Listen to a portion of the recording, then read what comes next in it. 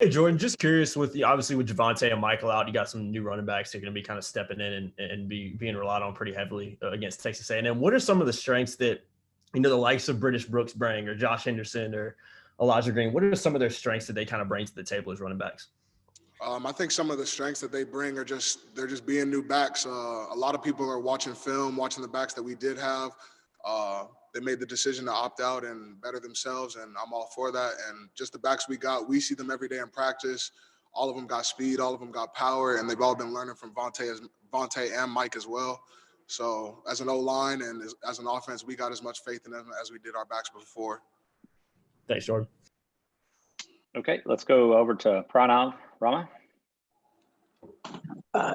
Hey, I just wanted to get your opinion on DeMarvin Leal. He's one of the top defensive players in the country. How do you guys look to limit him, and how are you going to work through that in practice?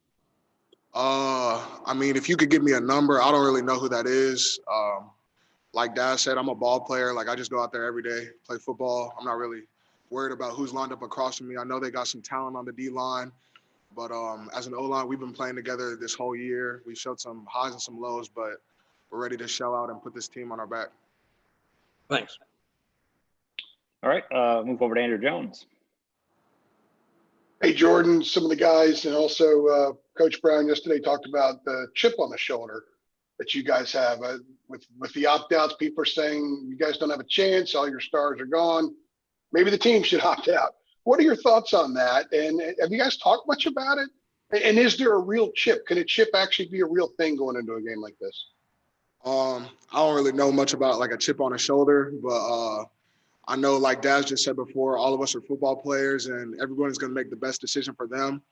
And we can't. We really, everybody else really doesn't have a decision in what somebody else does, and we just got to move forward, next man up. And I know every single person goes out there to practice and goes out there ready to play in a game. So if that's the chip on your shoulder, then yeah, we do have one.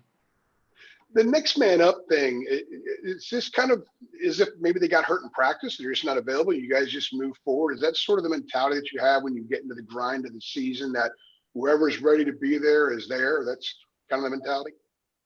Yeah, I do. And I think a lot of teams do preach this next man up mentality, but I think here at North Carolina, we really do enforce that. And because your next play could be your last play, and you never do know. So we try and instill in the 1s, 2s, and 3s that y'all got to be ready to go on game day. And if you're not, then you're going to get exposed for that. But as far as how we work in North Carolina, I know that everybody's ready to go. Cool. Thank you. I appreciate that. All right, our next question comes from CL Brown. Hi, Jordan. You guys are coming off such a high after the Miami game, and then certainly learning about the Orange Bowl bid. But then it seems like the opt-outs kind of maybe took some wind out of the sail. Where would you say the confidence level of this team is right now? Higher. How so? Because a lot of people think that we can't do it, and I mean, I've been here 4 years now. We've been through this. A lot of people have doubted us in the past. We've been the underdog going in and out. So it's nothing really new to me. Mike got to instill it in the young guys, but to a lot of us older guys, it's nothing new. We're ready to go, man. Like, we're just ready to play ball. And is that something that over the course of the past season has changed? Like, do you think this team would have been a year ago, this team still would have had this amount of confidence? In all honesty, I think after the first 2 games last season, we really saw what we could do on a national rank, and we've been playing locally really. And Mac tries to instill that in us that we're trying to be a national team, and especially after the first 2 games in Miami and South Carolina last year, I think our team saw that, and I think recruits saw that, and staff, everybody bought in. So I think our confidence level rises with each game we play. All right, thank you. All right, let's go over to JB Ricks. Hey, Jordan, thanks for taking out the time. I wanted to ask you, how much are you looking forward to the opportunity to opening up those same type of holes that you opened up for Michael and Javante, throughout the season, and doing it for, backs that nobody has heard of up until this point? Yeah, agreed. In a interview earlier this year, I mentioned, like, most of the time the O-line don't even know who's in until they run past us.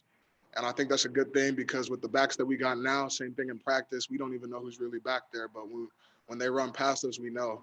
And we're excited just to score, to move people, to take the line of scrimmage, all that. Like, we're just excited for everything. All right, thank you. Okay, over to Alyssa Ray. Can you put in perspective what this program has done in just a few years? And you guys are heading into a big time bowl game this weekend.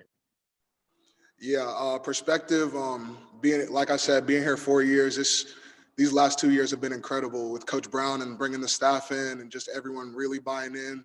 It's definitely made a change on how I see football and how I see life. It's just been great. All positives from my end. Mac really came in, made a difference on and off the field.